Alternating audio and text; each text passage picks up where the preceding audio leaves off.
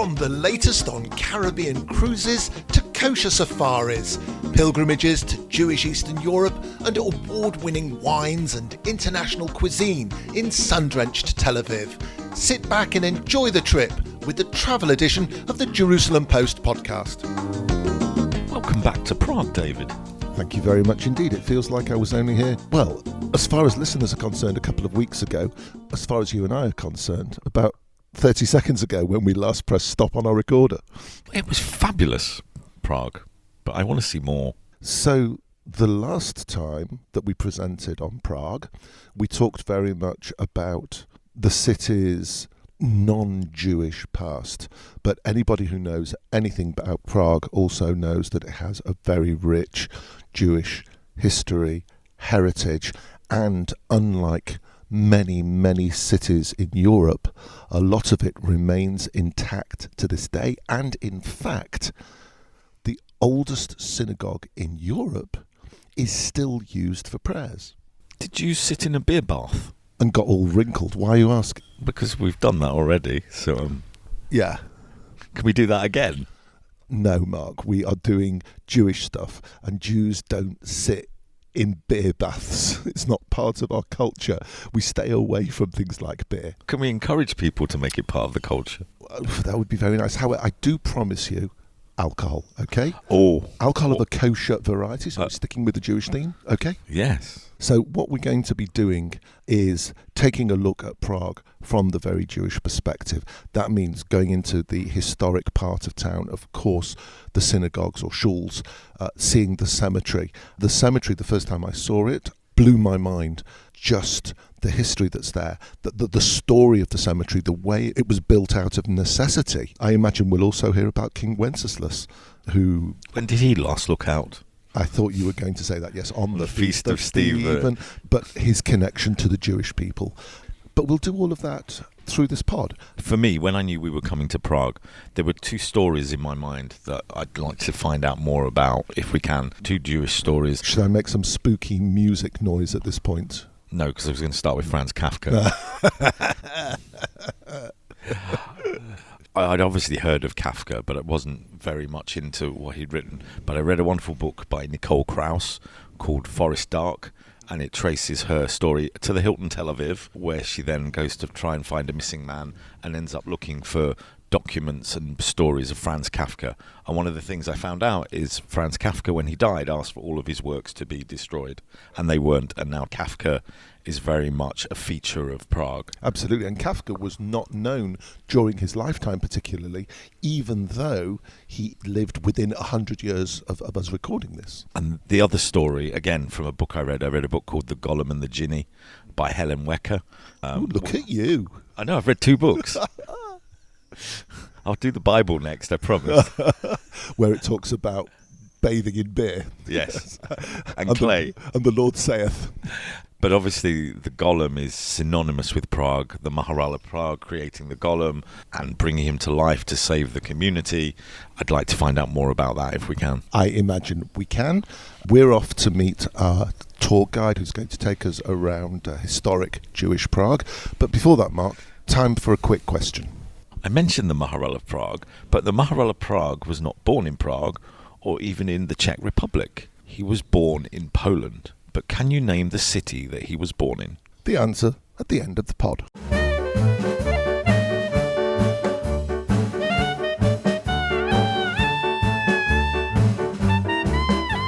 You will remember from our previous podcast in Prague, we had this wonderful guide called Vlasta, who is taking us around Prague again, but a different part of Prague. What are we going to see today, Vlasta? Today we are going to see the part of the new city, which we haven't seen yet, but after we are going to most important part of our tour, which is a Jewish ghetto. We call it original Jewish ghetto, which unfortunately doesn't exist anymore, but few synagogues left, but the huge history is with us for all the time. Of course, I'm sure during our tour, whether we record it or not, you're also going to point out much of the modern connections, whether it's to the State of Israel or to the Jewish people. But we can start right here, underneath this building, where a very famous person used to hang out. So now we stay in front of the building, which was visited by Albert Einstein in years 1911, 1912, and allowed me to use modern words. He were visiting that place in order to have parties there with other Jewish intellectuals of that time. As we've been walking around the older part of town, I say the older part of town, but everything downtown is old.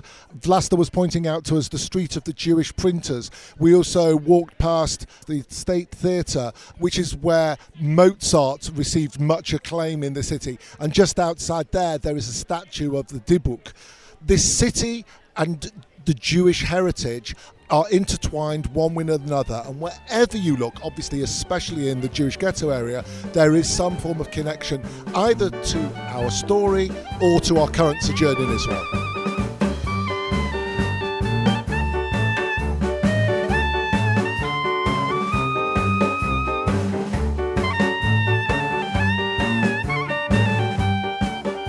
As with all Jewish communities across Europe, there have been good times and bad trials and tribulations. Largely, as our guide is telling us, Vlasta, in Bohemia, in Czechoslovakia, in all the different forms, there were really only a couple of periods where the Jews suffered to the extent of pogroms. There were other things going on. The first Jewish visitors of Prague, about year 965, Ibrahim ibn Jacob was the first one who discovered to Prague and who said something like, today promo email that the Prague is a wonderful city with a lot of options for business and good place to live in. So he sends this letter off to all of his pals. They come in, they start the earliest Jewish community, and everything in the first years is good. So at the beginning everything was okay, but later after year 1215 it has been changed and Jews started to be not really persecuted, that started to be controlled. They had to live in a special place called ghetto.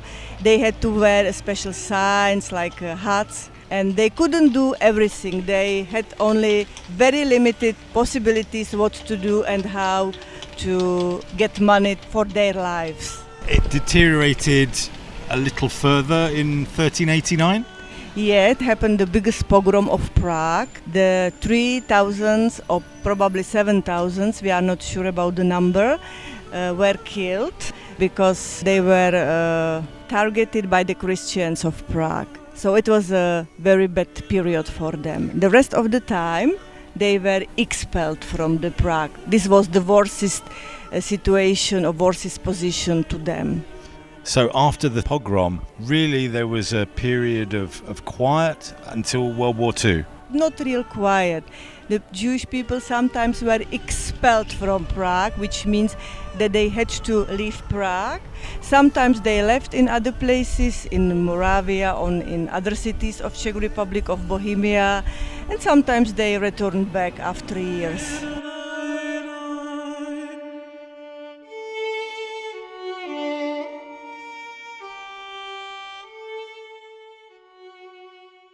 For Jewish people, Prague holds a very special place. Travelling through Europe, many of the communities that once were, there are very few vestiges that survived the war, that survived communism. There are places where there might be one synagogue, there are places where there may be a museum and nothing else. But in Prague, I guess we're blessed with the fact that despite everything that's happened over the last 100 years, that we have standing 6 synagogues that comprise a Jewish museum. The artifacts within tell the story of 1,000 years of history, and we're with the woman who is in charge of educating all of us about what happened and about this collection. Zuzana Pavlovska, please introduce yourself, tell us a little bit about what you do, and then we'll talk a bit about the museum. I'm the head of the Department for Education and Culture in the Jewish Museum in Prague, and I'm actually responsible for all the schools that are coming to us to educate them and teach them about the Jewish history from the beginning, about the Jewish tradition and custom, about the anti-Semitism, Shoah, and also about the life today. Prague's pretty specific place because we still today we have the former synagogues which used to be part of the former ghetto, and they are today used as a Jewish museum in Prague. But the history of the Jewish museum, it's much older because the Jewish museum in Prague was founded in 1906, and we were the first Jewish museum in Europe after Vienna and Frankfurt. But at the time we didn't have so many artifacts, and most of the synagogues, of course, were used as a synagogues, as a working shuls, but all changed after the World War II because many of the Jews from my country perished during the Shoah, and the synagogue started to be used as a museum, and all the things from the original 153 Jewish communities started to be part of our collections. And today in the Jewish Museum you can see so many objects which always are telling the story about the former communities which were not open again after 1945. We've started in the Maisel Synagogue. Can you tell us about the Maisel Synagogue and what part of the museum is housed here? Maisel Synagogue today, it's the story of the Jews from the beginning, which means from the 10th century till 1780, which is the time when Maria Theresa died. So it's basically about the oldest history of the Jews in my country till the time when she died and the Enlightenment actually started. As we've walked round on the display cabinets, we've seen a number of Stars of David against certain exhibits. What do they represent? We can see the Star of David, which is actually today the sign of the Prague Jewish community, but it's not just the simple Star of the David, but inside the Star of the David you can see the special hat. It used to be a yellow hat which Jews were forced to wear in the 1400 during the reign of Charles IV, and later on they actually decided that this will be part of the sign of the Prague Jewish community. So till today the Prague Jewish community is using the Star of David together with the hat as a sign.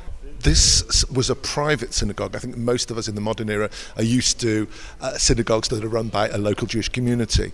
How was this different? How did it operate? This synagogue was built by Mordechai ben Shmuel Maisel between 1590 and 1592 as a private synagogue. But it doesn't mean that it was the synagogue just for him and his family. It was a synagogue for the people they lived actually close by, and they started to go to this place. But it's called like a Maisel synagogue according to him. But today we can see just 1/3 of the former synagogue because there were a lot of reconstructions, and of course the Renaissance design changed to the neo-Gothic till today.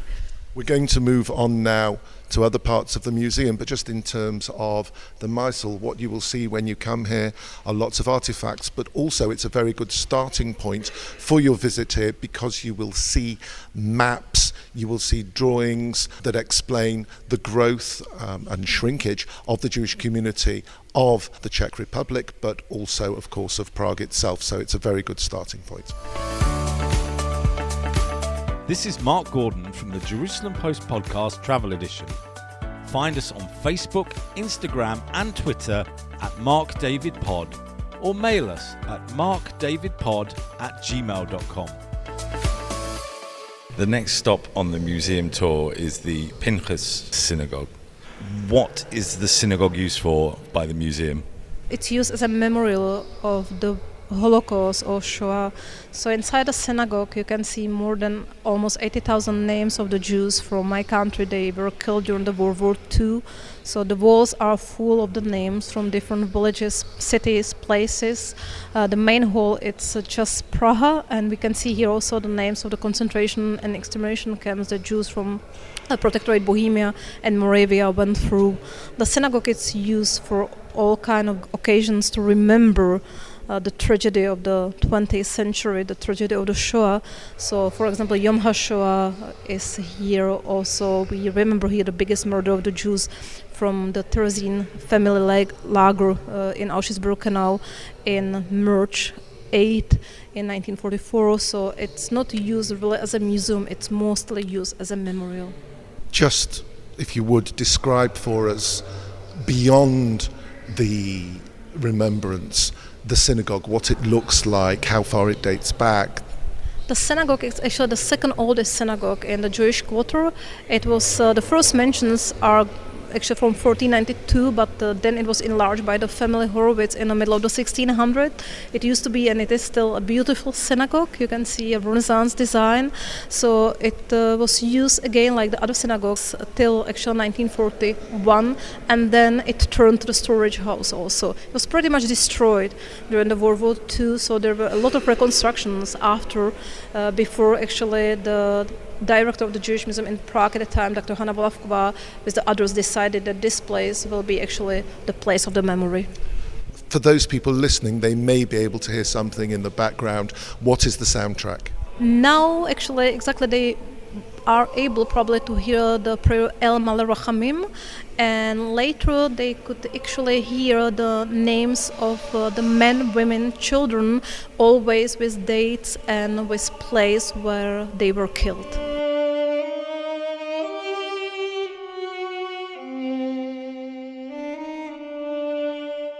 The largest part of the Jewish area of Prague is the cemetery. In many ways it's fitting because it's the way to remember all of the people who lived here. Some 12,000 gravestones are visible. Many, many more people were buried beneath those on the top layer, so that the estimates talk of tens of thousands, maybe 100,000 people buried there. And now we've come across the road to the oldest continuously used synagogue in the world, which is the Old-New Synagogue, which is the Old-New Synagogue. When does it date back to? The Old-New Synagogue was built between 1270 and 1280, which was the time when Jews were already forced to live in a ghetto, so they couldn't build this place actually. So the people, they probably built not far from here the Agnes Monastery. They built this shul, just the main hall which is today used for the men, for the services. Anybody who visits a church that dates back to that sort of period will recognize a lot of the architecture here.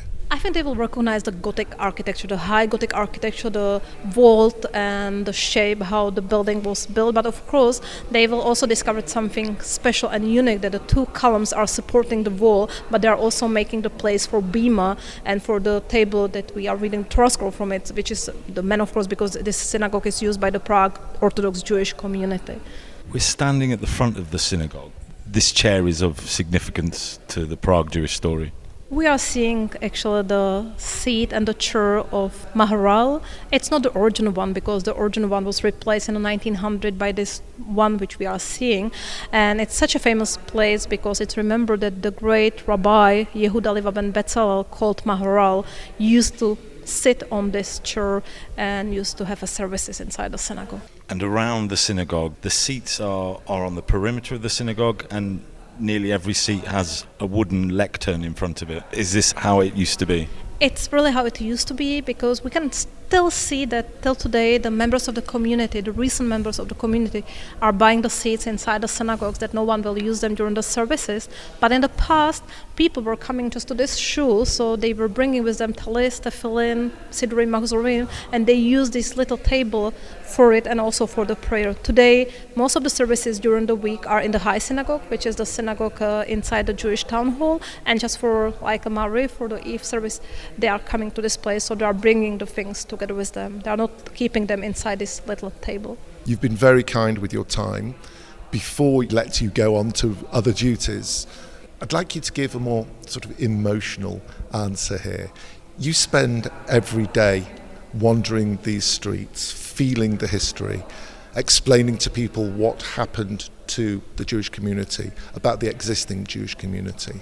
How does it make you feel? Do you see it as a mission? Do you see it as a personal passion? Or is it just another job? It's not another job. It's the mission and passion together. I think it's really emotional in the way to think about the history of the Jews in my country from the beginning, and we can really go through the centuries and see all the things and hear all the things, because they are here, they are inside the town, they didn't disappear. Even we know about the tragedy of the Shoah. So for me, it's both. David and I are very privileged that we get to travel round Europe, around the world, and see the history of our ancestors. And I think this is my first time in Prague. I think we've mentioned that. It's just so fascinating to see so much of that history intact and well preserved, thanks mainly to the Jewish Museum of Prague. If people want to visit the museum and want to see this fabulous history of Prague, how do they get in contact with the museum? They can actually visit us on the website and buy the ticket online, or they can actually visit the information and reservation center of the Jewish Museum in Prague, and they can actually also ask for the guide, and they can actually discover the Jewish quarter by themselves, but also together with someone who will explain more probably about the history of the Jews in Bohemia and Moravia. Susanna, thank you so much for your time. Thank you so much for this. It was really a pleasure for me to be with you. Thank you. Prague Fact File. Václav Havel Airport, Prague, can be reached directly from New York with Delta, from the UK with British Airways, EasyJet, Ryanair and Jet2, from Paris with Air France and Czech Airlines. There are up to 30 Tel Aviv flights per week available with Arkia, Bluebird, El Al, Israel and Smartwings. Prague railway station is accessed from Airport Terminal 1 using the Airport Express.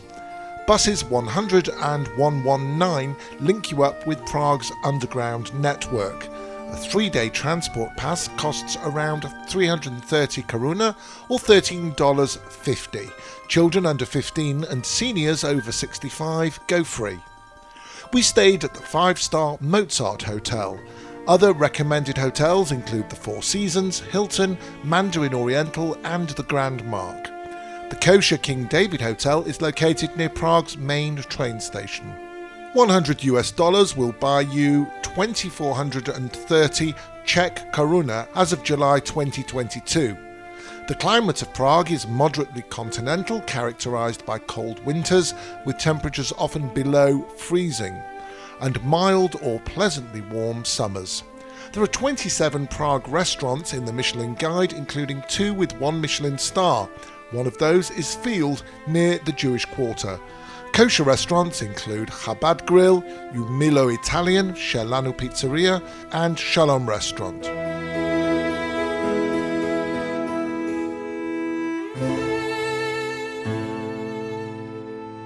So we walked through the Jewish Quarter. The entrance where we came in is full of fashion shops like Valentino, Prada, kind of like our podcast in Vilnius when we went through the ghetto there. It's now very much an art and fashion area. There's symbolism anywhere, and I was walking up to one of the synagogues and I saw a Star of David and I got very excited. I thought, that looks very modern. Apparently that's the shop for Mont Blanc, where they sell pens, which also has a Star of David as its logo. But we've come to stand under probably the most recognisable synagogue, partly for its history and partly for the story that goes with it. Which synagogue is this? So this is the Old-New Synagogue, which was built around year 1280. And it's famous for the legend. I'm looking up at the attic of the synagogue. Mm-hmm. There's obviously the legend of the Golem. The Golem. And the Golem is intrinsically linked with this synagogue. For those listeners that don't know, can you tell us a brief story of the Golem, and the Golem's creator, the Maharal? So Maharal is one of the famous rabbis of Prague. We call him also our teacher. He did Golem as a creature from clay, and alive that creature done from clay by putting him the special formula called Hashem, which means his name, the God name, and he alived him that way. And both the Golem and the rabbi are still very much celebrated in Prague. Yeah. The statue of the Maharal is in the new town hall, and there are statues of the Golem, films about the Golem all throughout Czech culture, going back to the times of the Golem, really. So do we think the Golem is up there in the loft? There exists some legend who says that Golem is awaiting for young student who would be strong enough to wake him up. But be careful, because creature of Golem has 3 meters. So once that someone is not strong enough and sees the weight and size of Golem, it could be very dangerous.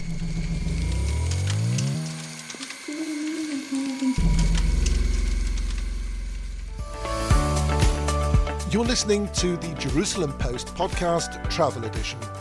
find us on Facebook, Instagram and Twitter at MarkDavidPod, or mail us at markdavidpod@gmail.com. At the steps of the Spanish Synagogue in the Jewish Quarter, there is a well-known statue of Franz Kafka. Can you tell us why it's here and what it represents? I would say that Franz Kafka is here because he is very strongly connected with that place. He was born not far away from here in year 1883. He born into the rich Jewish family, atheistic Jewish family. All his life he had been living around that place. And the statue itself is a headless man with a smaller man on top of him. I would say it could explain his difficulties with his father, because his father was a man which we called self-made man, very strong personalities, and Franz was more sensitive. He preferred to be with his mom, with his three sisters, so probably some kind of difficulties between him and his father, who knows. The story goes that as he was dying, he died from, was it tuberculosis Yeah. he died from? And essentially he couldn't feed himself. In his last days, his friend and publisher, Max Brod, he told him to destroy all of his remaining work. Yeah, that's true. And Max Brod didn't. Didn't, thanks a God. Why did he want his work destroyed? Oh, because Kafka wasn't strong personality. He didn't trust himself. He didn't believe into his work. He thought that his work is not good enough, simply. Mark, if you remember, and of course listeners can go back through our archive to our recent trip to Catalonia and Salvador Dali, two people who lived the same time, two people who had problems with their fathers, two people who were not necessarily convinced by the world in which they lived. Big difference. Salvador Dali was famous in his own lifetime. Franz Kafka, Vlasta, only famous well after his death. So Franz Kafka became a symbol of Jewish Prague after Velvet Revolution. During the communism, me personally, I don't know if the others, but me personally, I didn't know anything about him. I just learned after 90s.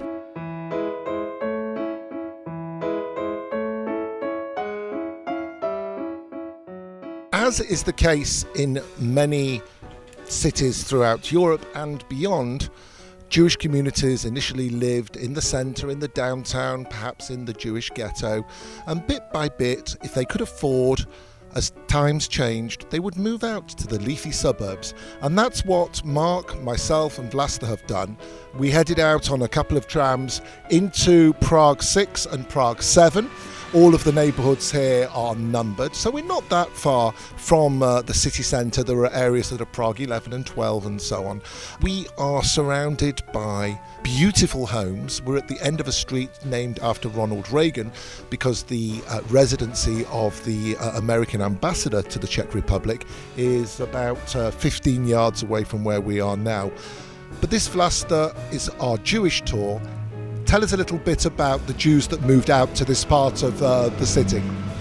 Okay, so the Jews who were the part of the most richest community on that time before the World War II, they moved from the city centrum to that area. Probably the most famous name on that time was the family Peček, the family who controlled the production of brown coat of Europe on that time, and they built their three wonderful houses or three wonderful villas, which are now taken as places for Russia embassy, US residency. One of them used to be Chinese embassy, but it's not anymore. Now was returned back to the Czech government. They were built in a wonderful way of the architecture of the Prague of the beginning of the 20th century. What about numbers of the Jewish community? What was the largest number? How many people disappeared during the Second World War? And what about the Jewish numbers today? We can say about the Jewish community, about the numbers before World War II in Czech and Moravia, there used to be around 120,000 Jews. About half of them used to live in Prague, and the rest were spread out, so they were spread in Czech Republic and Moravia. And then the war, which the Holocaust happened, so 80,000 Jews died during World War II. And now the number is very low in Prague. Regarding the religious point of view, we can speak about 3,000 Jews in Prague. And unofficially, according to other counting, there could be a little more, but I don't know exactly the number. I know that could be around 15,000 to 20,000 totally in Czech Republic. If people want to come from the city centre to Prague 6, how do they get here? Oh, there is very easy way, either walk or by tram or by underground. There are 3 ways how to get to Prague 6. We've had a lot of fun walking around Prague with you and learning more about its Jewish history. If our listeners want to get in contact with you to organise a tour, how would they do that? They have to contact Prague City Tourism, and they know me, I hope, well. Vlasta Edrova, thank you very much for looking after us. Yeah, it was wonderful time with both of you, and I appreciate Jewish humor, which is very close to Czech humor. Especially mine, not David's, a bit less so with his. I enjoy both of you.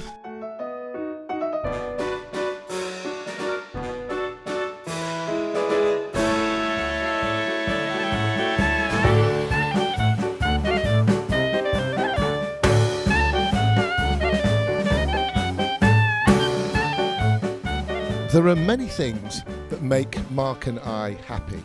Our families. Sometimes. Mention our wives, I suppose. Food, travel. But probably the thing that makes both of us delighted into oblivion is alcohol. And we are surrounded by the most fantastic collection of booze that Prague has to offer, I imagine. And not just any old booze. No beer. No. And if I look up, it says kosher. Kosher? Kosher. Kosher booze that's good. I think we should try it before we come to that conclusion. Well, we'll do tasting in a little bit. We have come to the Jelinek. Have I pronounced it right? Correct. Jelinek. The Jelinek Distillery. We can ask someone who can actually speak the language later. It's a distillery, and it's also a visitor centre with a museum and a restaurant. Right in front of us is kosher slivovitz. And do you know how it's kosher? Not only because it says it's kosher, but because it comes with a Star of David around the bottle top. And even more importantly, a U with the letter O around it for Orthodox Union, if you prefer that. So let's do a very quick walk around the shop, which is just phenomenal, as our guide, who we will introduce you to a little bit later on, brings out for us plum lemonade. Of course, slivovitz is plum-based, but that's not all that they have to offer on here. Should we do a run around this side? Because I think this was quite interesting. I'm not sure all of it is kosher. No. There is a kosher section, so you need to be careful. But remember that many non-grape based alcohols are kosher, even though they don't have correct. And this is pretty much non-grape based.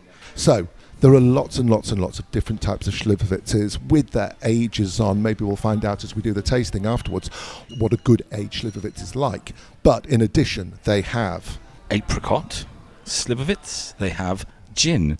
They have something called Gold Cock whiskey. Oh, there's a whiskey as well? Yeah, turn right. Where? Gold Cock whiskey. Oh, wow, as well as the Gold Cock gin. But next to it, the same way that gin is made from juniper, but as we've already been told, gin is not just juniper, but other herbs as well. However, you can buy a drink here called Borovica, which is purely made from juniper. So that's going to be pretty sharp. You have a number of elixirs, which are based from herbs. I think one looks like it's based from rosehip. You obviously got the plum. To the left, you've got Pear Williams, which is a brandy made from pear. With an entire pear, including the stalk and the skin inside. You've got berries, you've got more apricots. There is a honey slivovitz. So what we're going to do now is head on a tour, and then we will report back with our fab guide, and we'll actually do some tasting and an interview. After the tasting, you probably won't hear from us for another 24 hours. We'll be sleeping it off. Rudolf Jelinek has a rich history, with the first kosher certified bottle of slivovitz being exported to the USA in 1934, just after the end of the prohibition of the USA. Rudolf Jelinek also produces a higher standard of special kosher for Our Passover guide, products. Annetta Kratka, is absolutely killing herself laughing. Mark was just in hysterics, all because I said, I can smell it. And they just think it's very, very funny. No, I noticed you hadn't plugged in your microphone. Ah, okay. In front of us, we both have a beautiful cheese board and way of presenting. Can we say shots. smorgasbord? You could, a veritable smorgasbord. It's not really a Czech word. And we're just talking over each other, and we've not even drunk anything yet. We've just gone on a fabulous, fabulous tour. Very often when you visit a distillery in Scotland or whatever it is, perhaps you've gone to... A winery. Thank you, I couldn't remember the word. A place where they make wine. I promise you, he hasn't started drinking yet, and he's gone. You will have a little bit of an explanation. Maybe they'll show you the barrels, but you don't get an experience. So here at... Now, you're going to pronounce it for me because I'm going to say it wrong each time. Annetta, how do you say the name of your company? Rudolf Jelinek. Okay, Rudolf Jelinek. At Jelinek's, it's both a store but also a visitor experience. There's how many dimensions, Mark? Because we talk about 3-dimensional, 4-dimensional. We went on a 5-dimensional tour. We became plums. We actually did. So if you're listening to this and you're thinking, I don't want to take my kids anywhere where there's alcohol, this really is the place that you should come, not so that your kids become alcoholics, but because there is a phenomenal tour here with the goggles they put on your head and you become a plum and you take the whole journey. But there's also the story of the development of this company that dates back hundreds of years and takes you all the way through to the present day, including those terrible times, both for the general Czech public, but also for the Jewish community here. It's worth coming just for that experience, even if you don't like booze at all. And if you do like booze and want to leave the kids, you've got the Plum 5D experience. Leave them strapped in. Come to the tasting room. Apparently, I'm not supposed to say that. That's not the official tour. I am now going to hand over my microphone to Annetta Kratka, who is the store and exposition manager, and she is going to take us through the sampling of the different drinks that we have in front of us, and Mark will ask her questions whilst he gets drunk, and you won't hear me slowly getting snozzled in a corner. We have 3 drinks in front of us, 3 separate glasses, and some cheese and pickles to go with it. Tell us about the 3 glasses and what's in each of them. So you have 3 shots of one of the best spirits we have. So the first one, we will start with slivovitz, which is 50% strong, and it stays 5 years in the tank. Then the second one, you will have another slivovitz, again 50% strong, and it stays 5 years in a wood barrel. This is what you experience in the virtual reality. And the last one, it's our best pair, kosher Williams, which has 42% strong. All of them are kosher, so it means that during the process it's our rabbi and checking all the quality. And I'm sure you will appreciate the quality as well. So please, take the first one. So we should start with the 5-year-old. Slivovitz, exactly. So a sniff first. Just a little, not all in once. That's how I remember slivovitz. What does the aging do to the flavour? So it's definitely smoother. Even though it has 50%, you can feel that it's very smooth and nicely to drink. So it's definitely good to leave the slivovitz at least for a year, 2, 3, to stay in the barrel or tank and then drink it. In the movies, including in your own films here, again, which are wonderful, where as you're going through the experience, you sit in a make-believe countryside area and really feel what it's like to produce this drink and to enjoy this drink. But even there, when we see the sort of grandfather figure, he doesn't take a tiny sip, he throws the whole thing back in one go. So are we meant to sip? Are we meant to throw it back? And are we meant to smash our glasses into a fireplace? So I guess what we do in our region, which is on the other side of the Czech Republic than Prague is, we do the third option. But personally, I sip it by small, but it's really up to you. But what we do, we just sip it straight away. I'm going to be indulgent because I'm the one holding the microphone and I'm going to have what's left in one go. But I'm already a little bit used to it. I've already lubricated the throat a bit with the first sips. Word of warning, we saw Grandpa. By the time he had his third large slug, he was dead.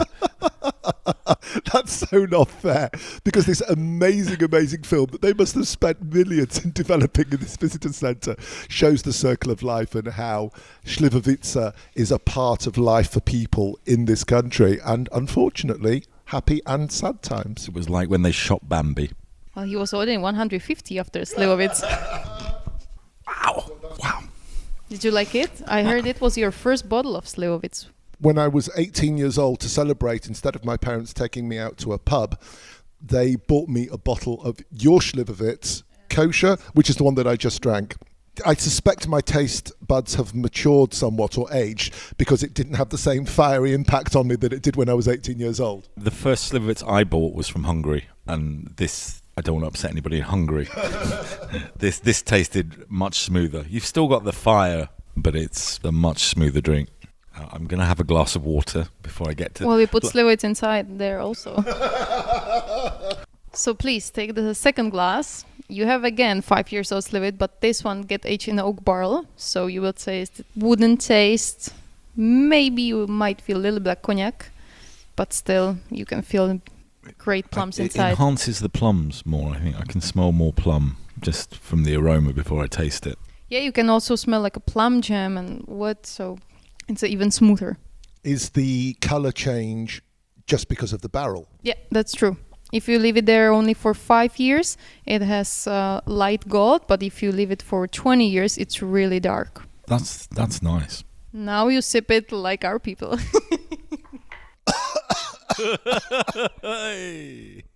We're sitting in this underground tasting room designed like a club. We would be sitting upstairs, but the museum is hosting a wedding today, part of the circle of life. And what an excellent place to come for a wedding party. When we first met you, it's probably very strange, but within about a minute and a half, we were already talking about your skin. David was. I want to add David was. No, I think it was Annetta who brought it up first. But in terms of longevity, in terms of secrets of long life, come on. You look like you're about 16, but... Well, you know, every evening I put slivovitz also on my skin, so that's why in reality I am almost 50. For photos of Annetta, go to @MarkDavidPod. No, really, but sometimes we use it as a medication. When you feel sick, you get one shot and it might help you. That was my way how to be healthy. We said in a previous podcast, the traditional Jewish food, people think of chicken soup. And chicken soup is sometimes thought of as a medicine. So here we have more alternative medicine. And so you have the last one, which is the most delicious pear brandy we have. It's also from our own orchards with pears. So first smell it. It's a beautiful smell. We were saying earlier, I'm just recovered from COVID. I thought my smell had not been affected. I actually can't smell something. And this is how we test it if we have a COVID. You know, we smell. If we smell, it's good. When you drink it and feel it, it's also good. A red line has just appeared in your pear. Mark, how are you doing? I'm all right. Actually, you're faking now, but you did just burp. I did. Yeah, so it's getting to you. The test is standing up. The test is going up the spiral staircase that we came down. The whole place is absolutely superb. It really is beautiful. This is a brand new venture. The day they opened, COVID came. So everything here, because there have been so few visitors until now, everything here is spanking new. Everything is in mint condition. The staff are absolutely amazing. Not just Annetta, but we went into one of the bars. People were smiling, even though they're panicked getting the wedding ready. It's just a beautiful, beautiful venue and well worth coming as a visitor. Prague is such a beautiful city. So many beautiful buildings and so much history. And when we travel, we like to break up the history and the architecture with experiences. This is a great experience when you come to Prague. And It is phenomenally. You can't get more central than this, other than if somebody dunked you in the river. So this is your final opportunity to tell people where you are and how they can get hold of you. Yes, so we are, as you said, in a great location between Prague Castle and the Old Town, so you cannot miss us. It's just a few steps from the Prague stairs. It's in the Prague 1, close to Malostranska. And you can reach us on our website. The name is slivovitzmuseum.com. Very easy, the drink and the museum. My name is Aneta Kratka, and you can also find my contact on the website, where you can also purchase the ticket or just stop by here and purchase the tickets with us, or visit us just on the bar for the tasting and have a nice time here. Aneta is now going to take us to the shop where we're going to buy a lot of slivovitz and take it home. Thank you very much. Thank you very much for your visit. I had a lot of fun with you. Thank you.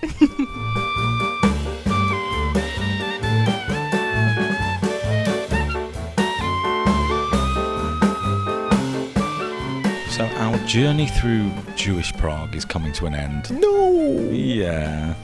We are in the final synagogue of the Jewish Museum of Prague tour, the Spanish Synagogue. But it's not very Spanish. It is Spanish and it isn't, because in terms of architecture, look and feel, this is very much based on Spanish design. I think you said a little while ago when we were off mic that it reminds you of almost the Alhambra-esque type of architecture. The decoration, the style of the windows, and especially the dome, have that more temple-like Spanish feel. However, when this was built in 1868 on the site of the Altschule, the old synagogue, not to be confused with the Old-New Synagogue, the Old-New Synagogue, it was built for a reform, I suppose, European community. Ashkenazi. In fact, yesterday we were introduced to the man who is supposedly the only truly Sephardic Jew living in Prague today. And he's from Portugal. And came via Turkey. So it's a stunning building. Architecturally, it is well worth coming to look at. There's a stunning dome. We're sitting next to a very large organ.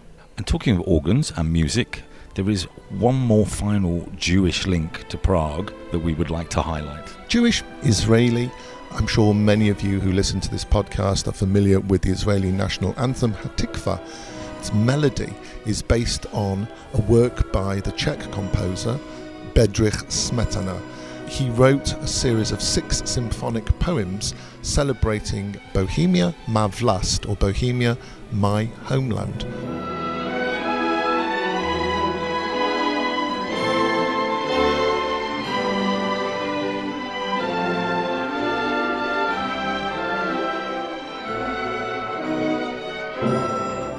Highly appropriate given that it's about nationalism, that it was used as the national anthem. And also highly appropriate because Vlast, or Vlasta, is the name of one of the people that we'd like to say thank you to for this podcast. Absolutely, but she is just one of many, so go for it. I'd like to say a big thank you to Stefan, Ivo, Alan, Yitzira and Adnan at the Mozart Hotel in Prague. Vlasta, who we've just mentioned, our wonderful guide who took us round the Jewish part of Prague, not inside the Jewish Museum. Aneta and the team at Jelenik, who imbibed us with beautiful slivovitz and Per William. Zuzana and the team at the Jewish Museum Prague who imbibed us with tremendous education. And finally, Marek at Czech Tourism and Camilla at Prague City Tourism, who got us here and imbibed us with lovely hotel rooms. This is just one of, by now, about 40 podcasts that we've done. Have a listen to the other podcast that's out about Prague, looking more at the broader story of the town's development and also what it's like to live in Prague these days. We still have to give the quiz answer. Please do. The question was, in what city was the Maharal of Prague born? Rabbi Lowy, who we've mentioned, who is intrinsically linked with the story of the Golem of Prague and the Old-New Synagogue. Where was he born? It's not that straightforward, however. That's one thing we've learned walking around Prague. Like one Jew, 2 opinions. There are at least 2 opinions as to where he was born. The main school of thought believes that he was born in Poznan in Poland, and there is a very large Golem of Prague statue, an impressive statue that we've seen there. And the other belief is that he possibly came from Wrocław, or Breslav as it was known in Poland. Or Wrocław, as it's written in English. Wrocław as it's spelt and how we normally pronounce it when we can't remember how it's done. So the answer to where he was born is Poland, probably Poznan. That's it for this edition of the podcast. We hope you've enjoyed our journey through Jewish Prague. Join us the next time as we travel around the world on the Jerusalem Post podcast travel edition. Ahoy. Goodbye from me too.